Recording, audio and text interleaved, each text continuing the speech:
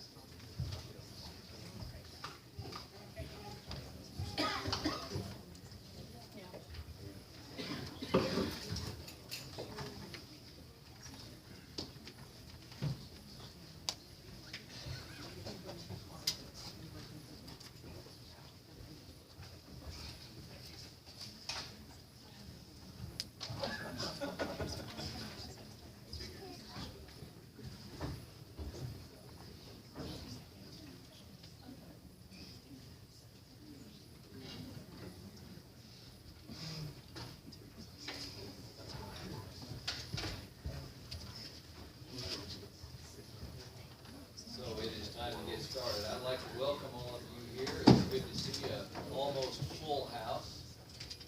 So the way this works, we're going to have an invocation by Pastor Kyle Standbacker, and then after that we'll all stand and do the pledge of allegiance. Is Kyle here? Yeah. Okay.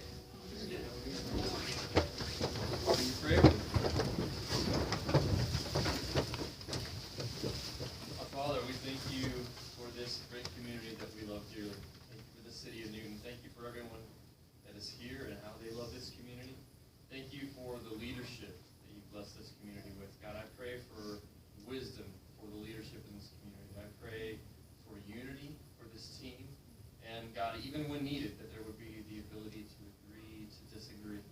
Father, I pray for healthy discussion and that this evening would be productive and much would be accomplished.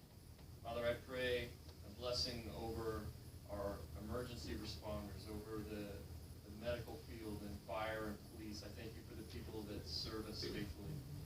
And Lord, if willing, would you spare us from the coronavirus, and would you help our community to prepare in the ways that we need to, and that our healthcare system would be able to do what it needs to do. God, I pray that you would be glorified through this meeting, and I pray that you would do something incredible in this community. These things we pray in the name of Jesus, your Son. Amen. I pledge allegiance to the flag of the United States of America and to the republic for which it stands, one nation, under God, indivisible, with liberty and justice for all.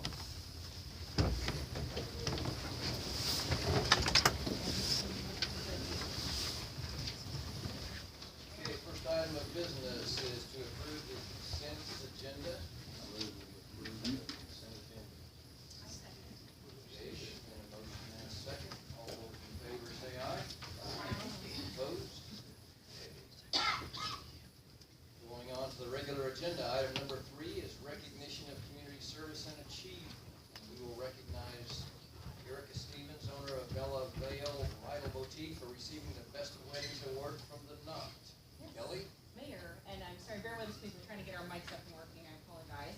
I would just like to give a brief introduction, and then Erica can say a few words if she should so desire.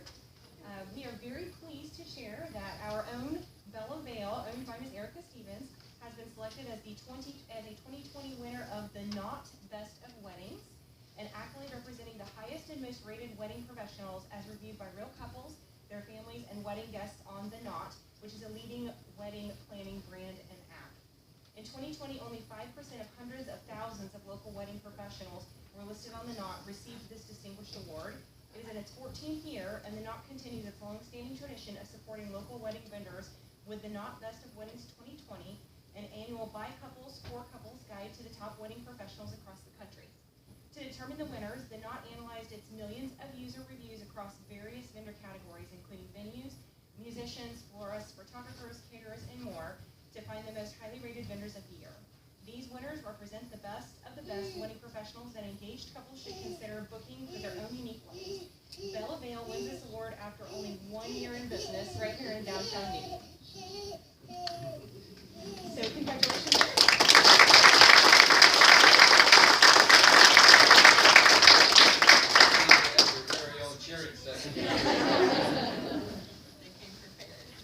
Would you like to tell us a little bit about Bella Vale? Sure. So we are a full-service bridal boutique right here in the heart of downtown Newton. We have bridal gowns, mothers' dresses, bridesmaids' dresses, and we actually just started renting out tuxes, as well as some prom dresses. So we're really, really thankful to the Knot, but most thankful to our brides who we have been able to serve in our first year of business here in Newton.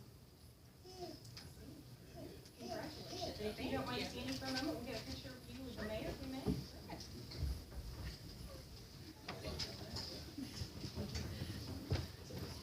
Yeah, get out. Sending out pictures.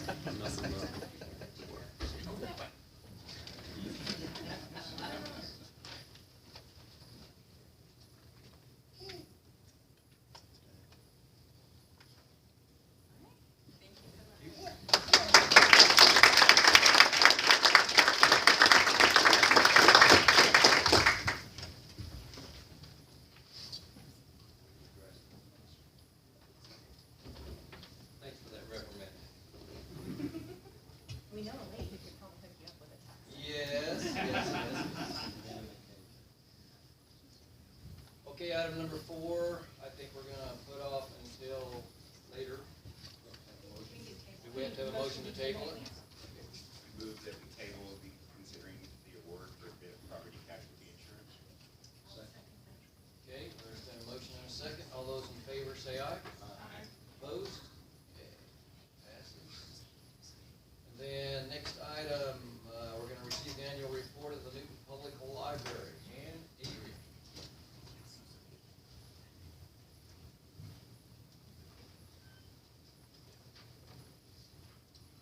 Good evening, Mayor, Commissioners, City staff, and audience. I'm here to share the annual report of the Newton Public Library. I'm representing the Board of Trustees for the library. My name is Ann Adrian, and I am president currently. Before I begin, I want to introduce who is not here yet. I know she's coming. Our director, Mary Ann Eichelberger. She is absolutely the best person we could have in our Newton Public Library right now. She's been there for over 30 years, and she remembers lots of things. She's very detailed in her report, as you all can see in your board packet. So her knowledge and her dedication to the Newton Library, we are very grateful for. We have a couple members of the board here. I'd like to have them stand. Their names appear on page 14 of your board packet. I want to clarify right now that the page numbers at the bottom of your board packet are your packet page numbers. The numbers at the top are our report page numbers. So I'll try to give you both. The board list is page 14 of the board packet and page 5 on the top part of the page of the report. Also want to thank the outstanding staff that we have at Newton Public Library. They welcome and help everybody that walks in that door. They're always willing to be kind and do what is needed for that patron. Without them, we wouldn't have this report to give to you. So I want to point out their names on page 17.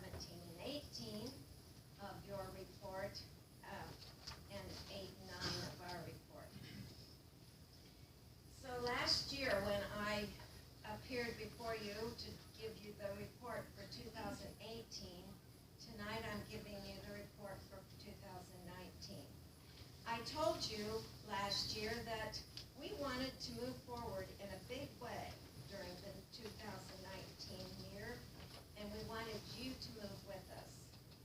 Well, guess what? We moved a great deal in 2019, and we are moving forward with you in a big way.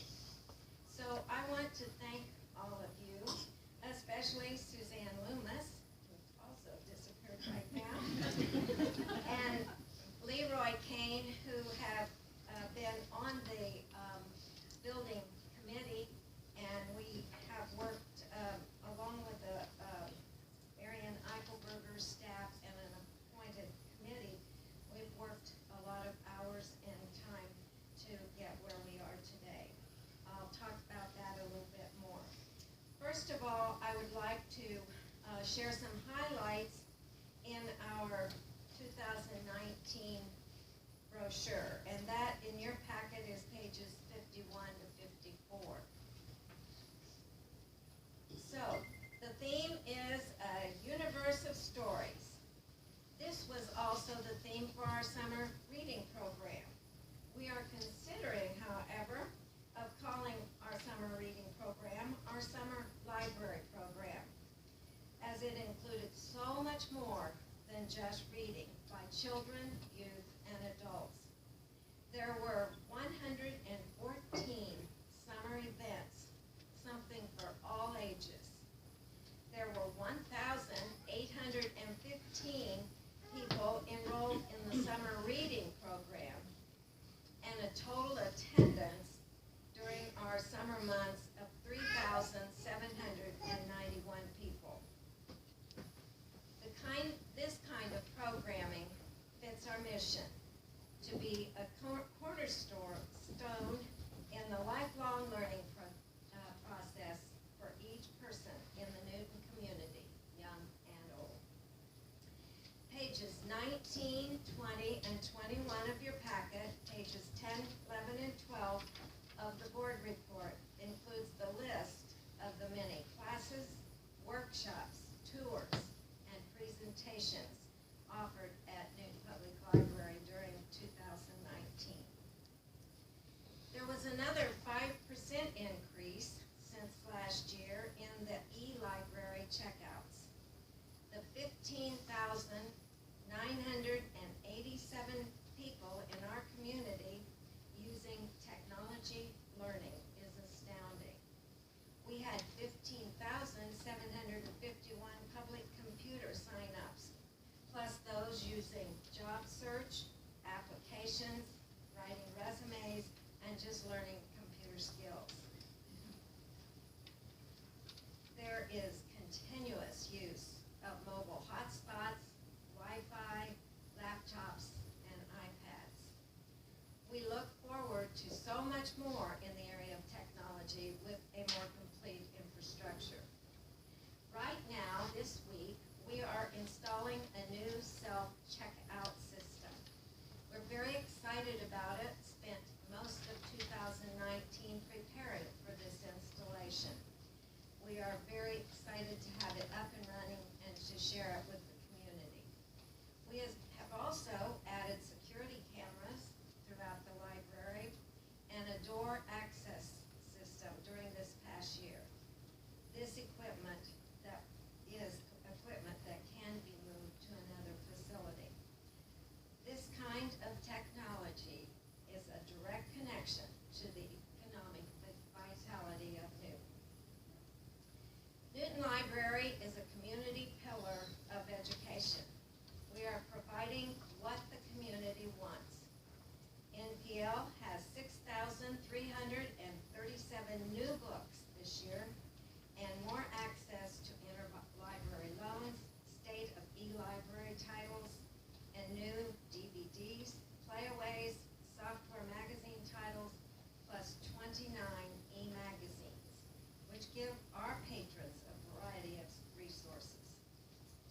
Print versus digital shows in our library 69% of the titles checked out last year were print.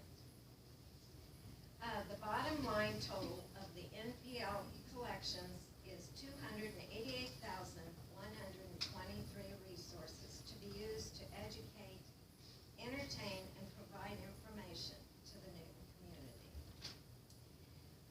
outreach programs continue to grow and be in demand.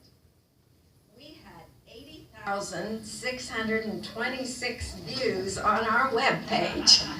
Now you can hear what I'm saying. Could you start over, please? I tried to talk loud. All right, now let me find my place. That number was astounding. Our outreach programs continue to grow and are in demand. We had 80,626 views on our webpage. Our youth services are filled with excitement, encouragement, enrichment, and engagement. We have added, since the previous year, 100 programs for youth. We provided big print books delivered to 263 homebound seniors, as well as to our nursing home seniors. Our story time attendance this year was 5,677, which was up 1,100 from the previous year. VITA is our income tax assistance program. This is under the direction of Larry Lee, who I saw just walk in, and 9 volunteers. They started on February 5th and have had people waiting in line at 8:30 in the morning to have their taxes prepared. And so far this year, as of last night anyway, they've completed 250 returns at the library. Now, as we move forward, I would like to thank our community task force. There's several of them in the audience too, who studied, discussed, and finished their task in 2019. They recommended to you that we hire a consultant to help us determine the direction of Newton Public Library for the future. Through the leadership of Suzanne Loomis, Marianne Eichelberg, and an appointed committee, we have signed a contract with HBM Architects for a 4-phase program, which we hope will end with a new community public library in Military Park, which will shine forth with our vision of advancing the economy and the quality of life in the Newton community, and serve as a key component in Newton's education system. Our new library will give the community pride in our community. I haven't mentioned our financial report yet. We continue to be responsible with our money. You can see all of the details on pages 22 to 26 in your board packets. We were disappointed that our Harvey County Senior Mill Levy was cut 30% last year for this year. We have planned for our expenses to the consultant while working with the city to plan wisely for a new library. We will actively be engaged in a capital fund drive during the next phase of this planning process. We are very optimistic about the outcome of this drive, as the community response has already been positive. I want to again invite each and every one of you to stop by NPL anytime. We are on an exciting journey with this project that will benefit our community. Leadership Newton, of which Sam Jack of our library staff is part, said that discussion of what allows an organization to go from good to great includes organizational discipline, realism, continuous improvement, humility, and resolve. NPL's tagline is where possibilities begin. We are happy to report to you tonight that we are moving with you from good to great at NPL. Thank you for listening, and if you have any questions, somebody in this audience, I'm sure can answer them. Wonderful presentation. Thank you.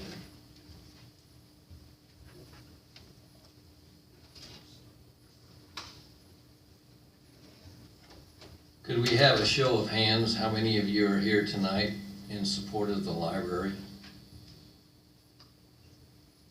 Thank you. Do any of you have any questions or comments for Ann or anybody else? Great report. Thank you for that, Ann. Very good. Okay, item number 6, we're going to turn over to Kelly. It's on historic preservation. Yes, sir. Good evening, Commissioners. I am pinch hitting for your Historic Preservation Officer, Ms. Rebecca Lukiardopoulos. She is actually at another meeting this evening. You may recall late last year, the city's Certified Local Government, or CLG status, that is granted from the State Historic Preservation Office, or the SHPO, expired. In order to have our local status reinstated, where we can have a local preservation commission to make decisions for local property owners that are on the state national register, and also could be in one of the 3 historic districts, we will need to do a couple of things this evening. I have listed them on your screen here and on your agenda. First, there will be an ordinance to reinstate the local commission, the local HPC. This ordinance that's in your packet will actually replace and repeal our current ordinance, which is 4278-98. And this ordinance will reestablish the Joint Commission. It will establish the standards and procedures to issue certificates of appropriateness. It indicates and dictates what is an economic hardship for projects. And it also dictates standards that would alter or affect historic properties or properties that are listed in one of the 3 historic districts. So that will be step number 1. Step number 2, you will actually be entering into a new CLG agreement with the SHPO. And just as a reminder, these are all joint actions along with North Newton. They reviewed these same items last night at their city council meeting and approved them.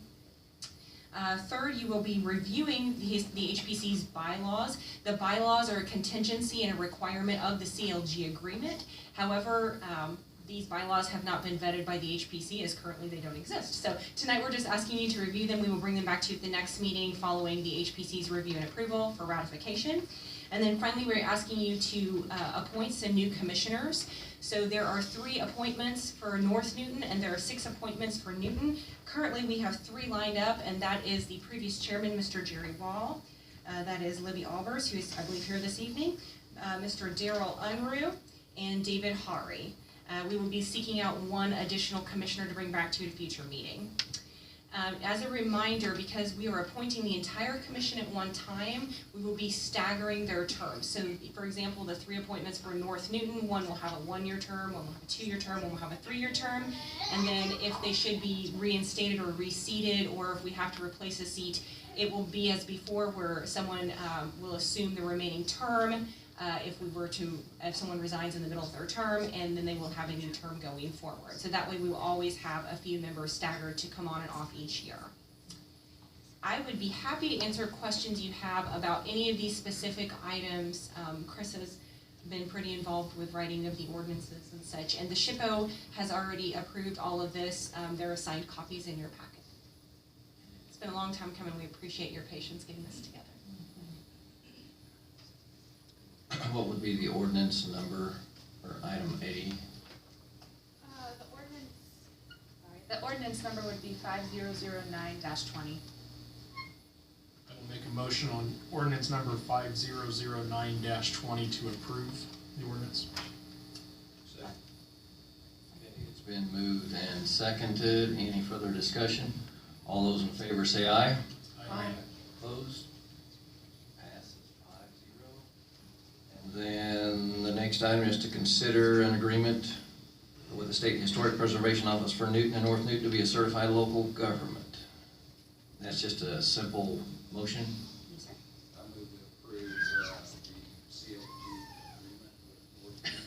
I second. It's been moved and seconded. Any further discussion? All those in favor say aye. Aye. Opposed? Okay, passes 5-0. And then next item is to review the bylaws for the Historic Preservation Commission. If you had any suggested changes, I would take those to the HPC at their next meeting. However, if you don't, you think they're okay, we will vet them with the HPC and bring a final version back to you for adoption. But if you are okay with them as they are, just without any further comment this evening, I would take a motion that you would approve those for, just that you've reviewed them for the HPC.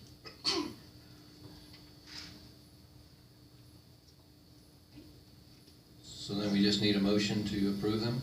Well, we'll be bringing that up here for formal approval, but if you just take a motion that you have reviewed what's in there and you recommend that they do the same.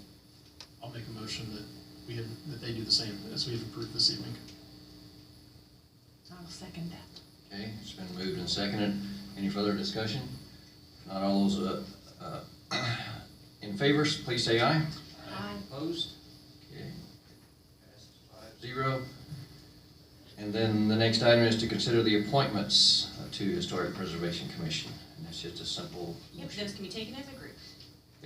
And you said 6. Yes, so we will be bringing, how many do I have? 2 more, I think there's We have 4. 2, yes, so we'll Okay, have 2 more coming for you. You said they'll be staggered as they first get placed, but then they'll be standard 3-year terms after that? Yes, and they will rotate after that on a standard 3-year appointment. And also, Chris, correct me if I'm wrong on this, but even with only 4 members in place instead of 6 on our end, we still function on a quorum, so we can still have meetings until we get those 2 members, just as we would with a vacancy on the planning commission, for example. And how is that decided as far as staggering those appointments? I mean, how do you decide who's one? You can dictate that if you would like to, or well, at the first meeting, we can tell them, usually they say, I'll take the 1-year term, I'll take 2, but if you have Okay. specific, Okay. specific. I just wondered how Yeah. that works out. Okay, thank you. Sure. I will make a motion that we approve the 4 as presented this evening. I will second that. Okay, it's been moved and seconded. Any further discussion? If not, all those in favor say aye. Aye. Opposed? Okay, it's passed 5-0. Thank you very much, they'll be very pleased. I believe they're trying to plan a March meeting, although their normal meeting would have fallen on spring break, so I think they're trying to figure out if they can do a work session.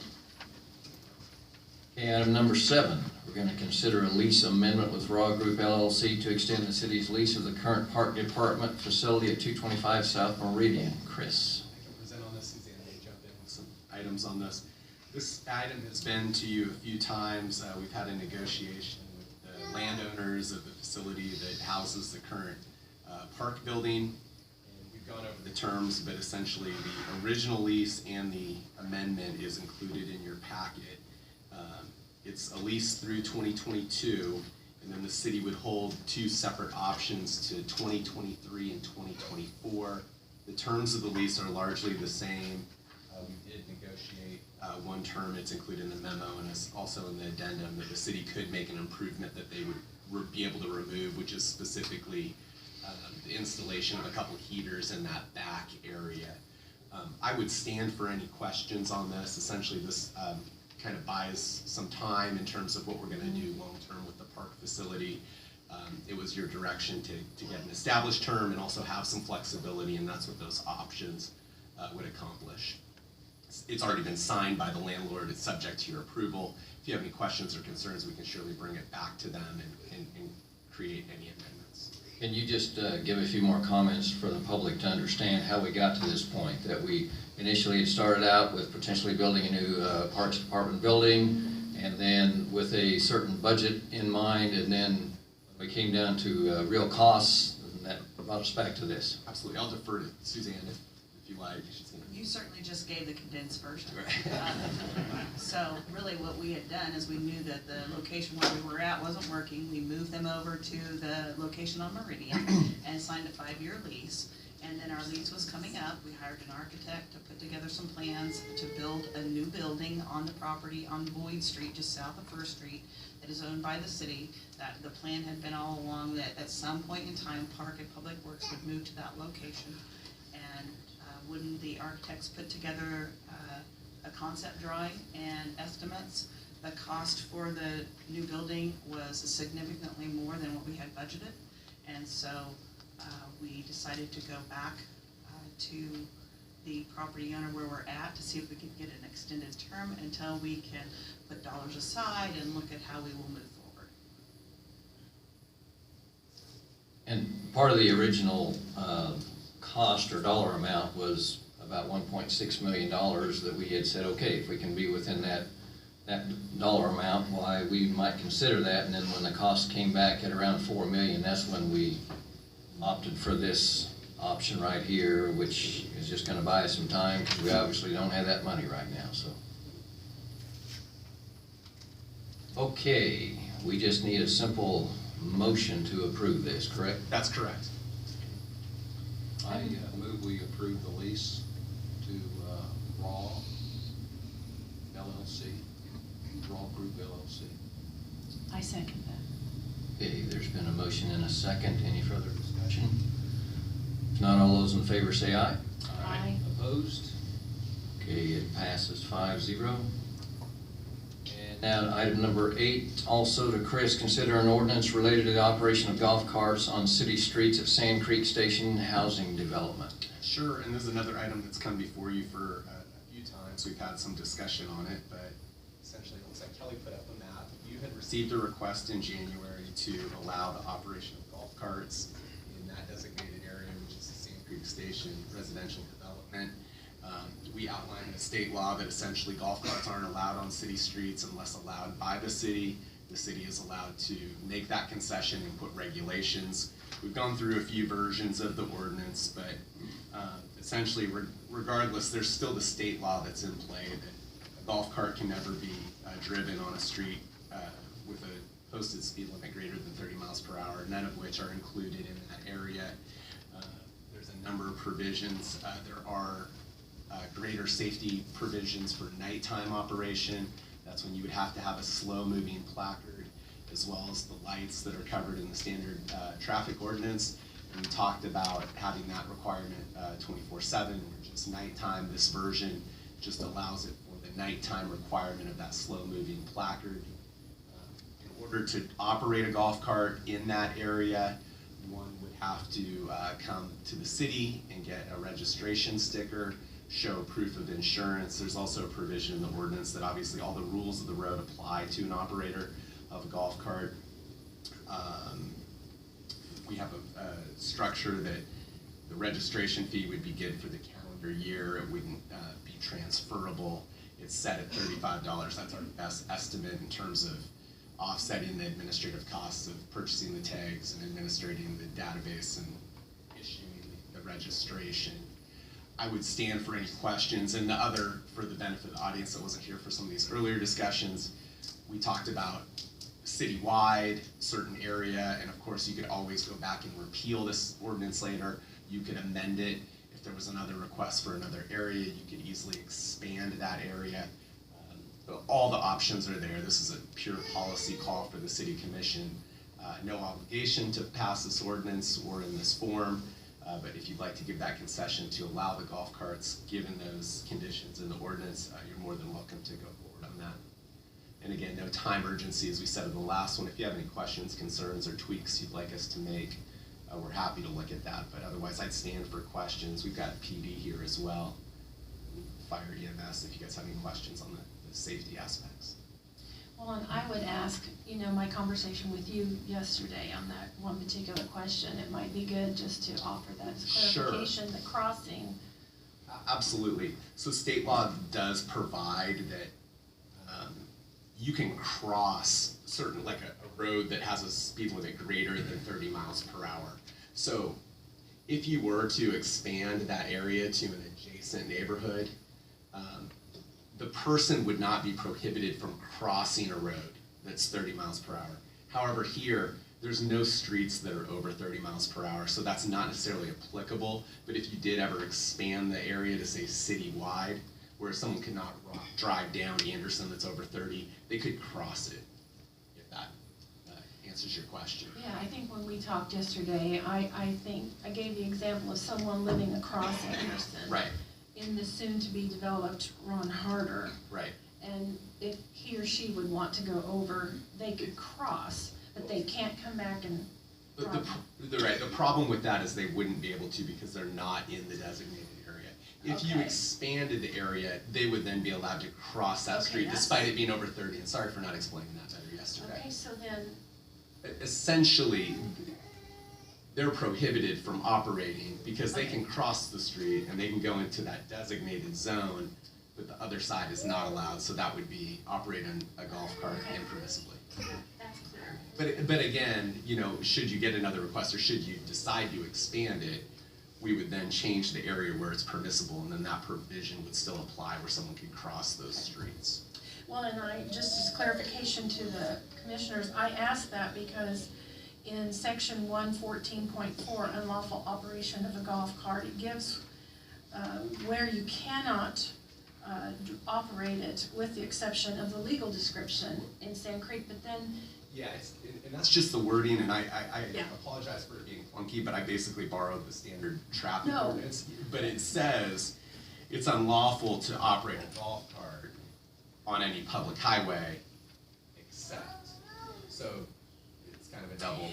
Yeah, and that's why I asked, because I got down to B, and B said the provisions of subsection A shall not prohibit a golf cart from crossing a federal. Right. So that's what kind of twisted me up a little Yeah. bit, and that's why Exactly, and I think what the statute's just trying to say is that, you know, in under A1 of 114.4, you can't drive on those roads, but you can still cross them. Okay, all right.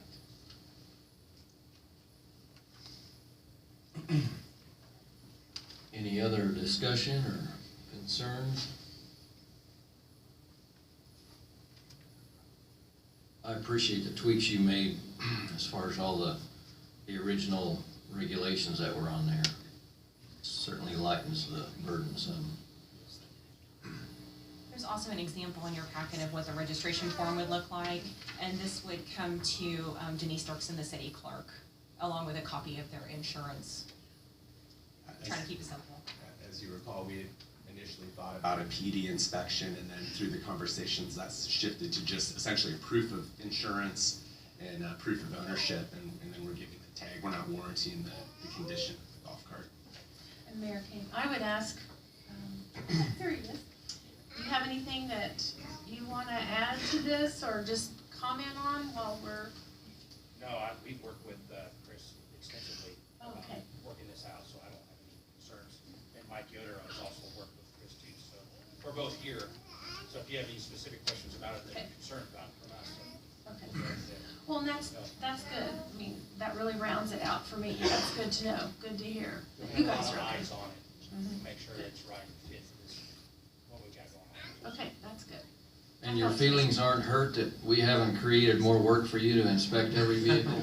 No, we appreciate it. In fact, we were once pushing it. I wanted it, but Mike he didn't want to do it. Mike, you're the fall guy here. Right. Chief, Lieutenant, I'm the fall guy.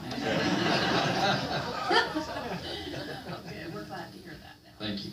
Chris, has the development obligated to put up signage saying that golf carts are gonna be in use? We have not, and I have not reached out on that yet, and I'm going to.